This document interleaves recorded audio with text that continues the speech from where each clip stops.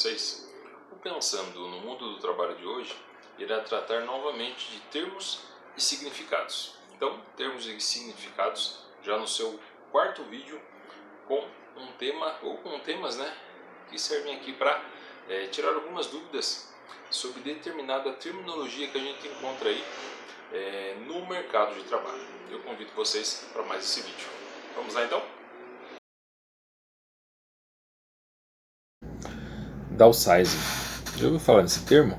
É um nome diferente, é um nome bacana também. E ele consiste no quê? No conceito de reestruturação administrativa, com o intuito de potencializar as atividades de determinada organização, eliminando aqueles processos burocráticos e aquelas correntes hierárquicas desnecessárias de uma empresa.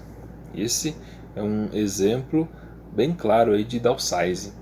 Esse termo, em inglês, ele significa achatamento ou diminuição do tamanho, naquela tradução literal para a língua portuguesa.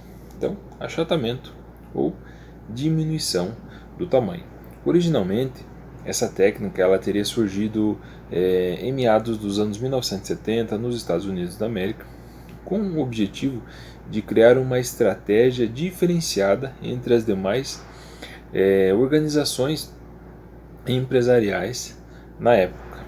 Alguns especialistas eles aconselham o uso do downsizing como uma alternativa em tempos de crise. Casos como empresa que está abrindo falência, esse é um exemplo clássico, está num momento bem complicado e difícil da organização. Assim, esta técnica ela serviria como uma tentativa de reerguer a empresa.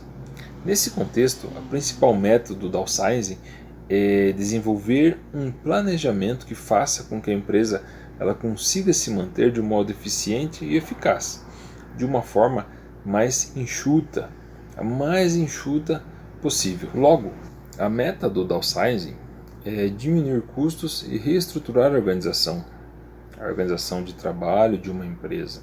Então, normalmente, o primeiro passo a ser tomado com esta técnica é o corte de cargos. E isto significa a demissão temporária ou permanente de alguns funcionários. Isso aí é uma prática que acaba acontecendo com essa técnica. A longo prazo, no entanto, o projeto de reestruturação ele prevê o quê? A eliminação total das práticas burocráticas que atrasam e impedem um ritmo mais eficiente de trabalho, além de ajudar a eliminar as pressões sobre os funcionários, sobre todos os funcionários, aqueles que se tornam mais independentes em suas funções. Isso é importante, tornando como consequência o ambiente de trabalho muito mais agradável. Também, porém, pode-se afirmar que a principal justificativa do downsizing é a eliminação de custos da empresa. Esta aí também vai ser uma justificativa muito encontrada quando se trata ou se fala do downsizing. E algumas das características básicas que você consegue encontrar nessa técnica do downsizing. Você vai encontrar, a primeira delas é a diminuição dos custos. Isso é padrão, é normal. Também a eliminação de rotinas burocráticas. Também ainda decisões tomadas com muito mais rapidez, com muito mais agilidade, um tempo mais rápido, mais recorde.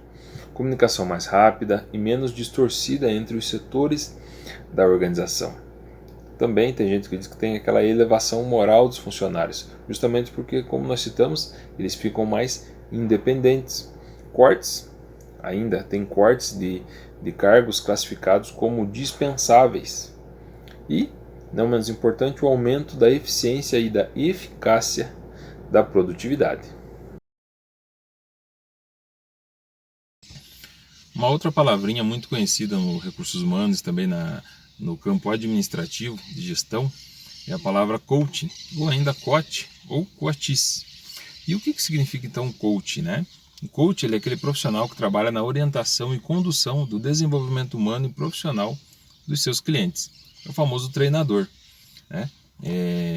Tem um filme também muito conhecido que é o Coach Carter, um filme do Samuel Jackson, ele é um filme que fala sobre o treinamento para a vida. É uma equipe de basquete, ele é muito bom, muito fantástico. Se acaso você ainda não assistiu, fica também aquela dica. Por sua vez, também aquelas pessoas que são treinados pelo coach, eles são quem? Os coaches. Isso mesmo, como está escrito aí embaixo. E o coaching, que é o processo de tudo isso, ele se refere ao quê? Ao processo de aprendizado e desenvolvimento oferecido pelo coach ou pelo treinador. 5W2H. A ferramenta 5W2H ela é muito versátil, ela é muito útil para solucionar diversas demandas que podem ocorrer no ambiente corporativo, elas podem ocorrer até na vida pessoal e ajuda muito quando a pessoa sabe utilizar essa ferramenta. Ela parte, o 5W2H, ela parte de respostas a 7 questões. Fazem 7 questões, 7 perguntas. Simples, né? Para chegar a um plano de ação específico, alinhado aos objetivos de um indivíduo ou ainda um grupo ou uma organização. Olha que interessante. Então essa ferramenta 5W2H, ela acaba sendo um conjunto de questões utilizado para compor um plano de ação de maneira rápida e eficiente. O seu principal objetivo, o seu propósito, ela é a definição de tarefas eficazes e o principal, o seu acompanhamento. Acompanhamento de maneira visual, de maneira ágil e até de maneira simples. Se você consegue entender todas essas coisas. Formada também por uma combinação do que? Entre letras e números. 5W, 2H. Essa sigla, às vezes, ela gera alguma confusão, mas ela se refere ao que? As iniciais das perguntas que ajudam a solucionar as demandas. Logo, essa junção entre letras e números, elas foram emprestadas do inglês. E elas são as seguintes questões: what, why, who, where, when, how e how much. E o que significa cada uma delas? Como que são feitas essas questões? What, o que deve ser feito? Essa é a primeira.